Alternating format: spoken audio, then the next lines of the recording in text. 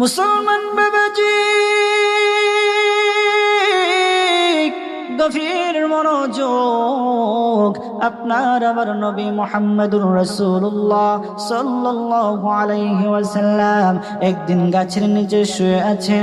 গাছের নিচে তিনি শুয়ে বিশ্রাম নিচ্ছেন। হঠাৎ একটা কাফের নবী আমার মুহাম্মদুর রাসূলুল্লাহ সাল্লাল্লাহু আলাইহি ওয়াসাল্লামের কাছে এসেছে, নবীকে হত্যা করবে। বলেন নাউযু বিল্লাহ। আর জোরে বলেন নাউযু বিল্লাহ। মুসলমান বাবাজি, ও টাঙ্গাইল ঘাটালের মুসলমান, গভীর মন দিয়ে শুনুন। নবী আমার শুয়ে আছেন, তিনি গাছের নিচে বিশ্রাম নিচ্ছেন। হঠাৎ একটা কাফের নবীর পাশে আসলো। নবীর পাশে ঈশা তলোয়ার বের করে নবীজিকে হত্যা করবে।